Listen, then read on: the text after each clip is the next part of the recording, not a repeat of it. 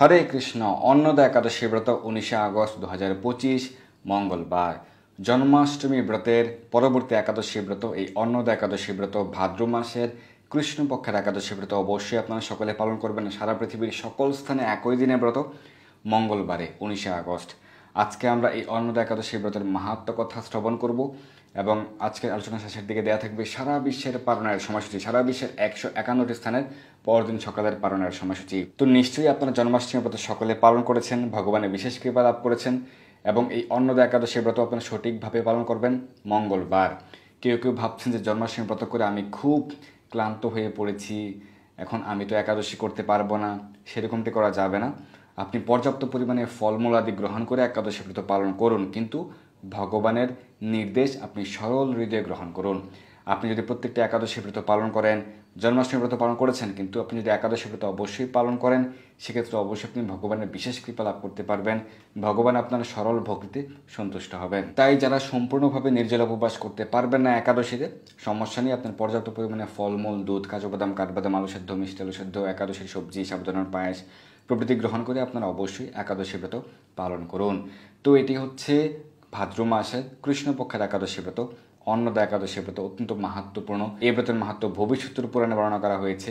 তো অবশ্যই সঠিকভাবে আপনারা এই একাদশী ব্রত পালন করবেন। তো চলুন আমরা এই ব্রতের মাহাত্ম্য কথা শ্রবণ করি। এই ব্রতের মাহাত্ম্য থেকে আমরা দেখতে পাবো যে রাজা হরিশ্চন্দ্রের কাহিনী কিন্তু আপনারা প্রায় সকলেই জানেন। তিনি কতটা সৎ ছিলেন, সততার সঙ্গে তিনি তার জীবনকে অতিবাহিত করেছেন, আমাদেরকে শিক্ষা প্রদান করেছেন। পরবর্তী তিনি একাদশী ব্রত পালন করে সেই কর্মফল থেকে তিনি কীভাবে মুক্ত হয়েছেন আমরা তা আজকে শ্রবণ করব।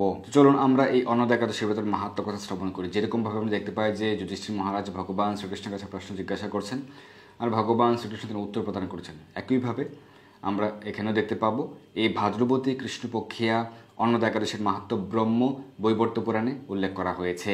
মহারাজ যুধিষ্ঠির বলেন, হে কৃষ্ণ, ভাদ্র মাসের কৃষ্ণপক্ষের একাদশীর নাম কি তা শুনতে আমি অত্যন্ত আগ্রহী, অত্যন্ত কৌতূহলী।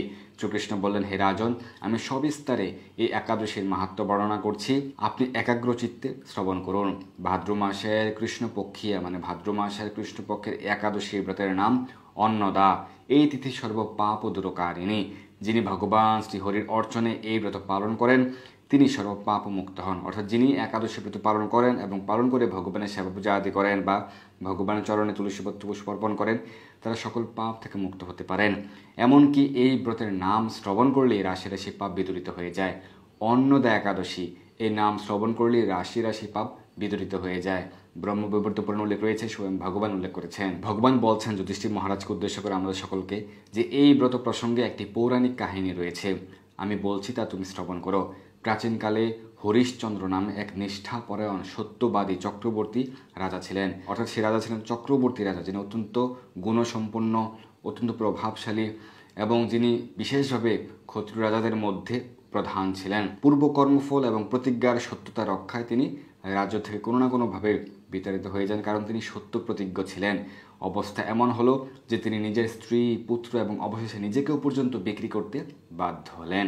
হে রাজেন্দ্র, এই পুণ্যবান রাজা চণ্ডালের দাসত্ব স্বীকার করেও সত্য রক্ষার্থে দৃঢ় নিষ্ঠা প্রদর্শন করেছিলেন। কীভাবে সত্য সবসময় রক্ষা করতে হয় সততার পরিচয় দিয়েছিলেন তিনি ছিলেন সততার অবিস্মরণীয় দৃষ্টান্ত।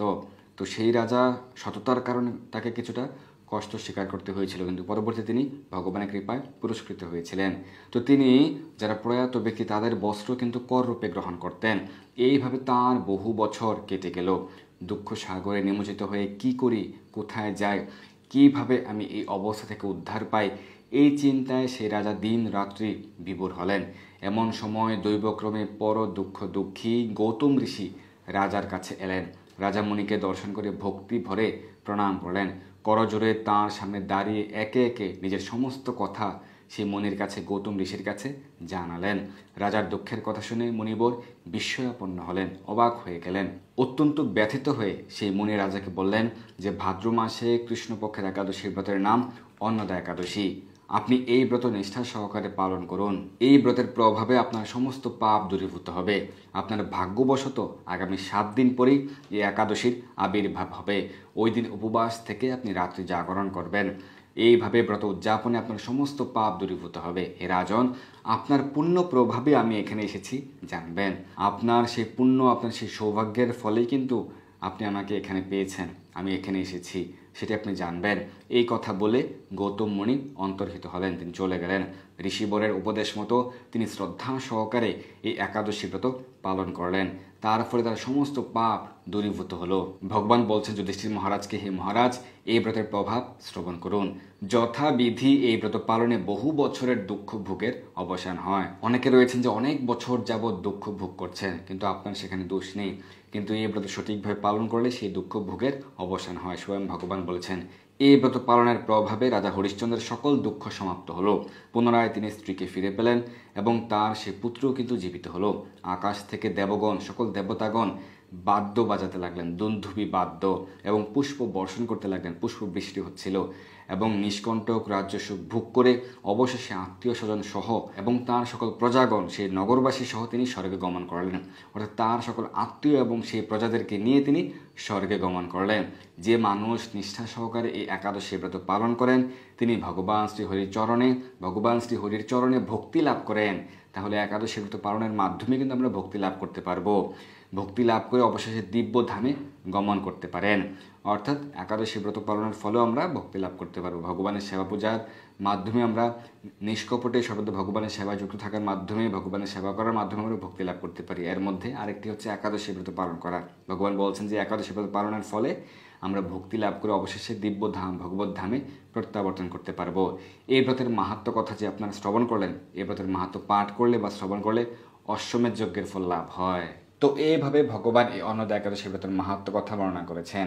অত্যন্ত মাহাত্ম্যপূর্ণ এই অন্নদা একাদশী ব্রত অবশ্যই আপনারা সকলে পালন করবেন। 19 আগস্ট 2025 মঙ্গলবার সারা পৃথিবীর সকল স্থানে, সারা পৃথিবীর শতভাগ স্থানে একই দিনে একাদশী ব্রত। এখানে আমরা সারা বিশ্বের পালনের সময়সূচি কিন্তু প্রদান করছি। এখানে দেওয়া রয়েছে, আবারও বলছি, একাদশীর তারিখ এবং একাদশী ব্রতের পরদিন সকালের পালনের সময়সূচি, একাদশীর তারিখ এবং পরদিন পালনের সময়সূচি। ধন্যবাদ সবাইকে আমাদের সঙ্গে যুক্ত থাকার জন্য।